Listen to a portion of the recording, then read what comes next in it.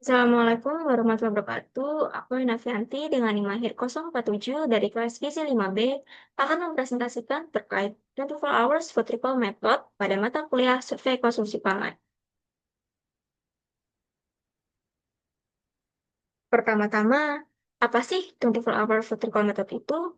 Jadi, 24 Hour Food Recall Method merupakan wawancara terstruktur yang menanyakan seluruh makanan dan minuman yang dikonsumsi oleh responden dalam kurun waktu 24 jam terakhir, yang dimulai dari pagi hari hingga malam terakhir sebelum responden akan bangun di keesokan harinya. 24 hour record ini hanya merekam satu hari konsumsi, yang artinya tidak dapat mewakili kebiasaan makan responden sebelumnya, sehingga perlu dilakukan 2 hingga 3 kali recall pada hari yang berbeda. Contoh, dalam satu minggu terdapat 7 hari.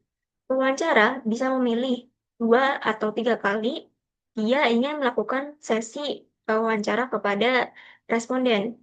Misal, pewawancara ingin melakukan 2 kali food recall kepada responden, maka ia bisa memilih di hari Selasa untuk sesi wawancara tersebut, dan responden akan di food recall atau ditanya-tanya lebih lanjut tentang apa yang dikonsumsi dalam 24 jam ke belakang, yaitu pada Senin.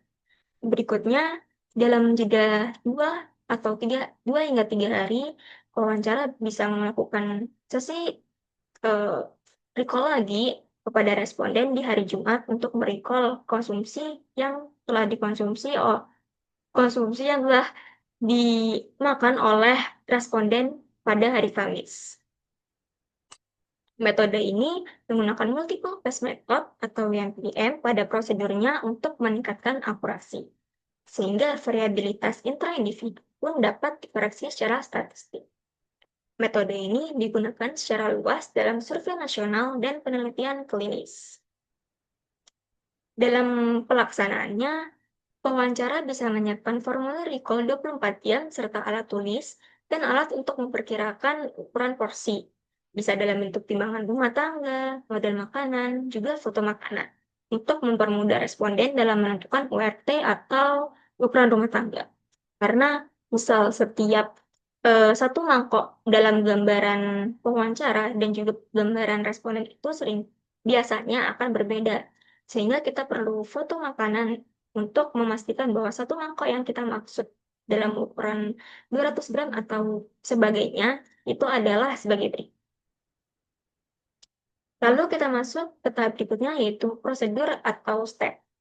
Pewawancara pertama-tama bisa memasukkan secara lengkap semua makanan dan minuman yang dikonsumsi oleh responden pada hari sebelumnya, mulai dari pagi hingga malam.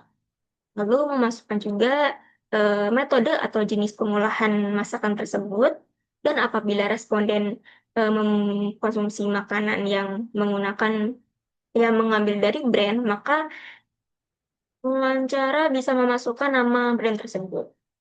Juga selanjutnya memasukkan perkiraan jumlah setiap makanan dan minuman yang dikonsumsi dalam bentuk ukuran rumah tangga atau URT, yang selanjutnya akan dikonversikan ke graf.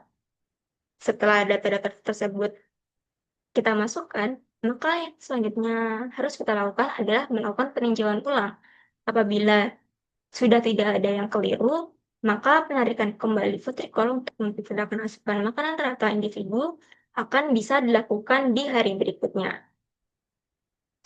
Berikut merupakan tampilan IMPM yang telah saya singgung sebelumnya, yaitu yang pertama adalah quick quiz, di mana seperti yang telah dijelaskan di awal, pewawancara bisa menggali ingatan dari responden akan konsumsi yang telah dilalui pada hari sebelumnya.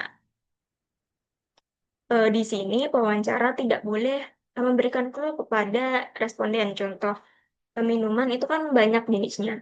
Nah, pewawancara, kalau misal responden itu lupa, pewawancara nggak boleh menanyakan atau membantu ingatan itu. Contoh, kita lupa nih, si A responden, si B itu pewawancara. Nah, si B ini nggak boleh nanya, mungkin apakah minumannya jus ataukah soft drink dan lain-lain, itu nggak boleh karena dapat menimbulkan bias. Apabila sebenarnya responden ini tidak tahu atau masih belum pulih ingatannya, tapi karena sudah mendengar clue-clue dari kita, maka bisa jadi dia akan menjawab apa yang kita berikan, sehingga wawancara tadi menjadi tidak valid.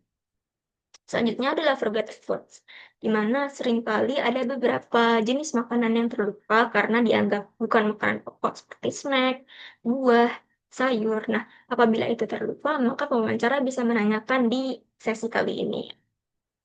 Lalu di time dan occasion, wawancara bisa, responden bisa menyebutkan waktu eh, makan pengklasifikasian makannya. Karena setiap individu itu memiliki waktu makan yang berbeda. Waktu makan pagi pada si A kemungkinan berbeda pada makan pagi si B dan seterusnya.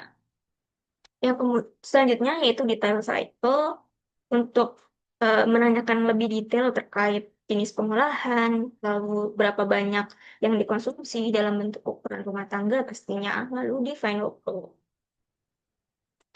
Berikut merupakan syarat-syarat syarat-syarat responden yang bisa dilakukan wawancara pada metode kali. Apabila dapat kita lihat bahwa ibu hamil ini suitable, yang artinya tidak memerlukan perwakilan, dapat kita lakukan wawancara langsung perseorangan. Nah, lalu di bagian ibu menyusui dan juga toddler itu perlu perwakilan, namun di remaja dan juga dewasa itu sama seperti ibu hamil, tidak memerlukan perwakilan, yang artinya kita bisa melakukan wawancara langsung perseorangan. Dan juga lansia itu memerlukan pendampingan lebih lanjut dan juga ethnic group untuk penyesuaian bahasa, culture, dan sebagainya. Selanjutnya yaitu di kelebihan dan kekurangan. Tentunya metode ini memiliki kelebihan seperti tingkat spesifitas makanan yang tidak terbatas karena real dari apa yang dialami oleh responden itu sendiri, sehingga makanan karena masyarakat ini luas, jadi pastinya makanan itu juga akan beragam dan tidak seluruh individu dan tidak pastilah ada beda dari masing-masing individu. Lalu beban responden juga akhirnya akan relatif rendah karena ini berdasarkan dari apa yang telah mereka lalui. Jadi mereka tidak perlu pengetahuan atau pemahaman yang lebih lanjut, mereka hanya perlu ingat lagi apa yang telah dikonsumsi di hari sebelumnya.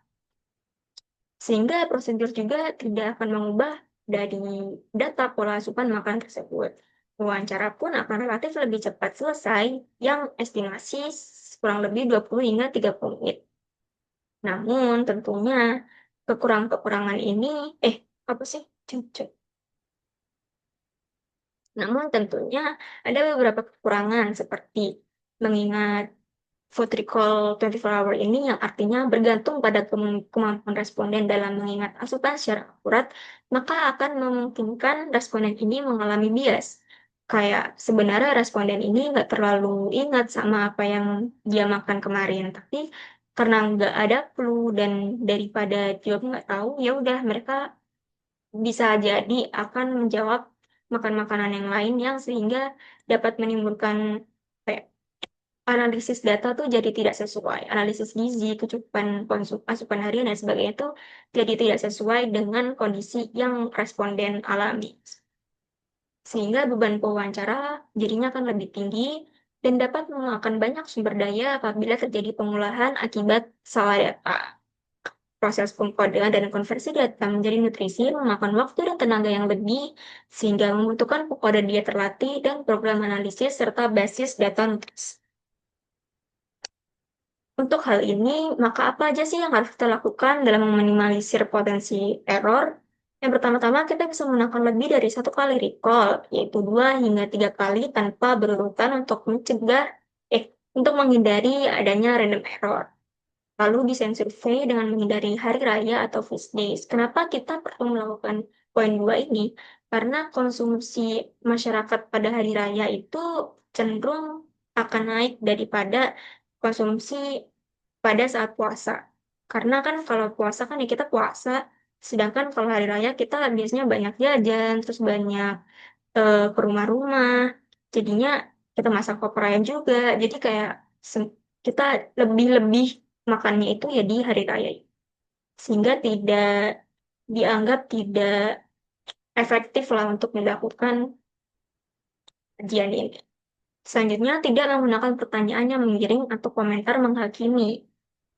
Ini artinya akan lebih merujuk ke sisi profesionalitas dari wawancara itu sendiri. Kayak misal, kita dapat responden yang eh, nggak pernah kita sangka-sangka sebelumnya. Oh, ternyata ada ya orang yang makan makanan dengan cara kayak gini. Atau, oh ada orang yang kayak begini-begini dan sebagainya. Itu sebisa mungkin kita tidak mengeluarkan respon yang berlebih kayak dari segi muka, terus juga dari segi asbun,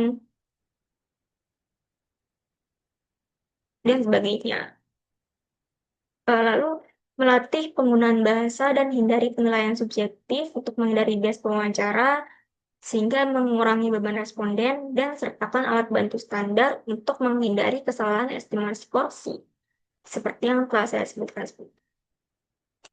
Jadi kesimpulan pada presentasi kali ini yaitu metode 24-hour food recall ini merupakan salah satu metode penting dalam penilaian konsumsi pangan yang dapat memberikan gambaran detail tentang asupan gizi.